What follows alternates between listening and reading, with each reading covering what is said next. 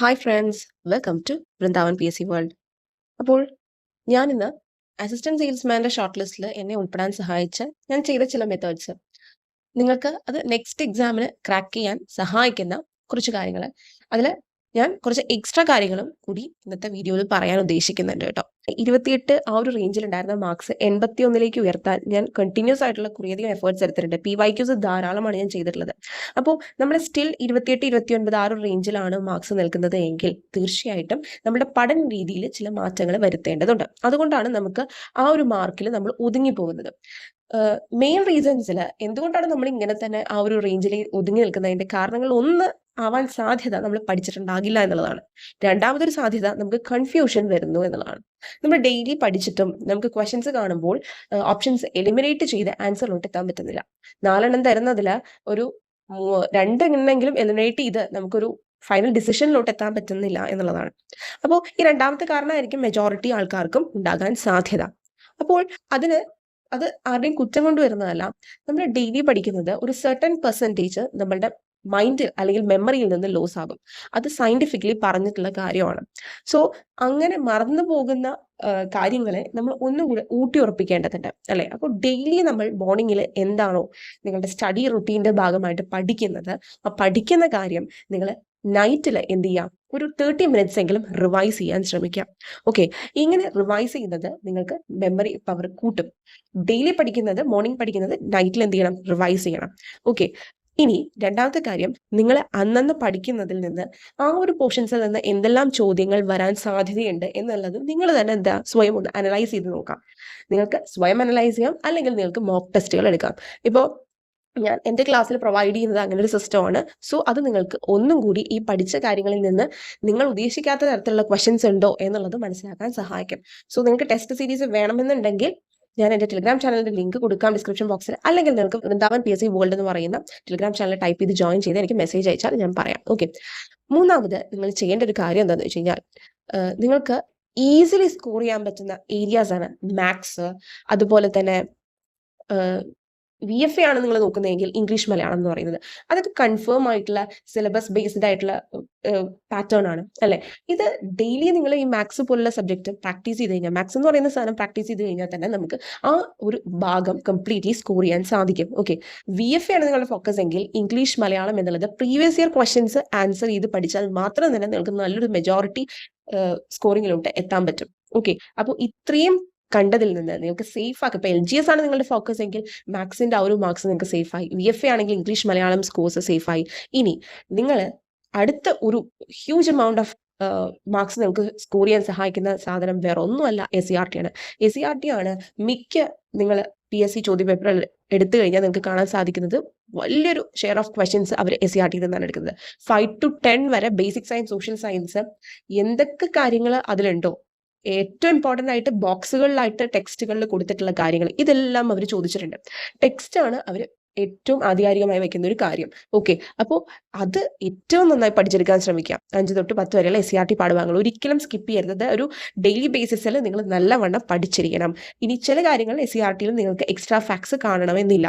അപ്പോൾ എക്സ്ട്രാ ഫാക്ട്സും കൂടെ മനസ്സിലാക്കി പഠിച്ചാൽ നിങ്ങൾക്ക് ട്രസ്റ്റ് മീ നെക്സ്റ്റ് എക്സാം നല്ല രീതിയിൽ തന്നെ സ്കോർ ചെയ്യാൻ പറ്റും. കാരണം SCRT ആണ് നമുക്ക് ഏറ്റവും കംപ്ലീറ്റ് ചെയ്ത് പഠിച്ചെടുക്കേണ്ട കാര്യം. സ്റ്റേറ്റ്മെന്റ് ടൈപ്പ്, എല്ലാ ടൈപ്പുള്ള ക്വസ്റ്റ്യൻസും അതിൽ വരും.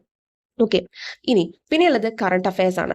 കറണ്ട് അഫയേഴ്സ് എന്ന് പറയുന്ന സംഭവം നമ്മൾക്ക് ഞാൻ പറഞ്ഞല്ലോ, ഒരു മാസത്തിൽ എപ്പോഴും എല്ലാ പ്രധാനപ്പെട്ട കാര്യങ്ങളും നമുക്ക് പഠിച്ചെടുക്കാൻ പറ്റണമെന്നില്ല. അവിടെ ഏറ്റവും കൂടുതൽ നിങ്ങൾ ശ്രദ്ധിക്കേണ്ട കാര്യം എന്താണെന്നറിയോ, വേറെ ഒന്നുമല്ല, നമ്മൾ ഈ കറണ്ട് അഫയർ പഠിക്കുമ്പോൾ ഏറ്റവും പ്രധാനപ്പെട്ട അവാർഡ്സിന്റെ പ്രഖ്യാപനങ്ങൾ, അത് അന്ന് ആ വർഷം ലഭിച്ചതാൽ ആർക്ക്, അതിന് മുന്നേയുള്ള 2 വർഷങ്ങൾ ലഭിച്ചത് ആർക്ക്, ഇത് ലിറ്ററേച്ചർ, ആർട്സ്, സ്പോർട്സ് എന്നുള്ള രീതിയിൽ നിങ്ങൾ നോക്കണം.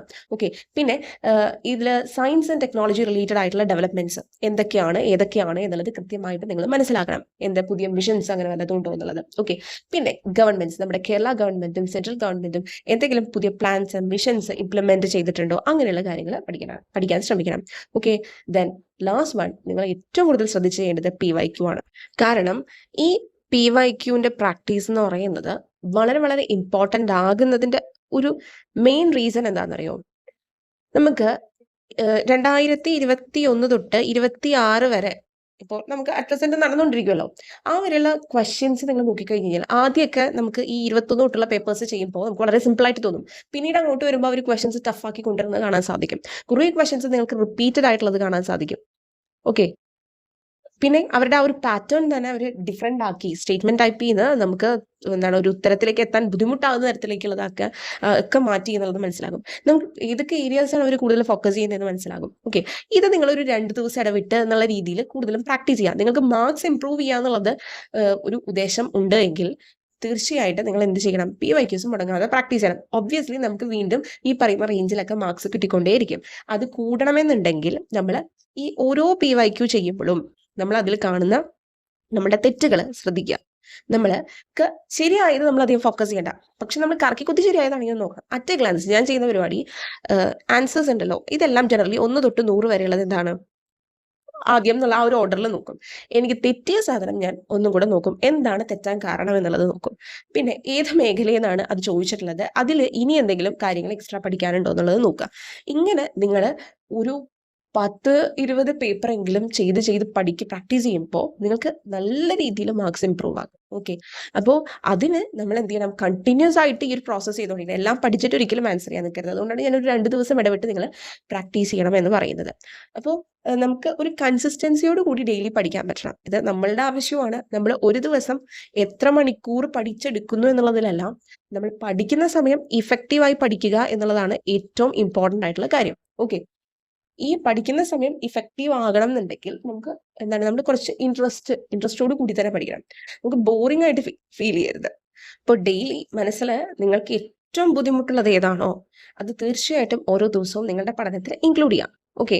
ഒരു വീക്ക് സബ്ജക്റ്റ് നിങ്ങൾക്ക് ഇൻക്ലൂഡ് ചെയ്യാം.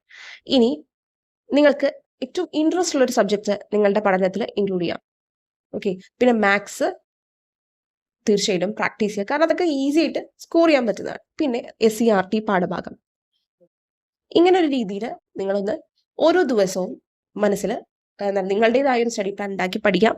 അങ്ങനെ വേണമെങ്കിൽ അങ്ങനെ ചെയ്യാം.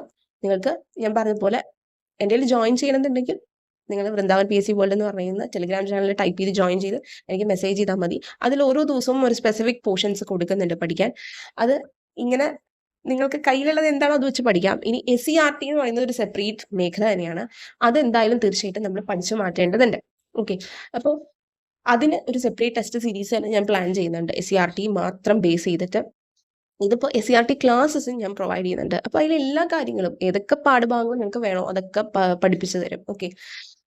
ഇതിൽ എക്സ്ട്രാ ഫാക്ട്സ് ഒക്കെ ഇൻക്ലൂഡ് ചെയ്യുന്നുണ്ട്. അപ്പോൾ നിങ്ങൾക്ക് താല്പര്യം ഉണ്ടെങ്കിൽ ജോയിൻ ചെയ്യാം.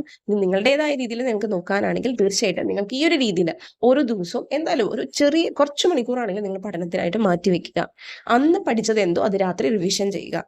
റിവിഷൻ അതായത് ആ പഠിച്ച കാര്യങ്ങളൊക്കെ റിവൈസ് ചെയ്യുക. അതിൽ നിന്ന് എന്തൊക്കെ ചോദ്യങ്ങൾ പ്രതീക്ഷിക്കാം. നിങ്ങൾക്ക് വേണമെങ്കിൽ ഒരു 2-3 PYQs നോക്കിയിട്ട് ആ ഒരു നിങ്ങൾ പഠിച്ച മേഖലയിൽ നിന്ന് എന്തെങ്കിലും ചോദിച്ചിട്ടുണ്ടോ എന്ന് നോക്കാം. നോക്കിയതിന് ശേഷം എന്ത് ചെയ്യാം?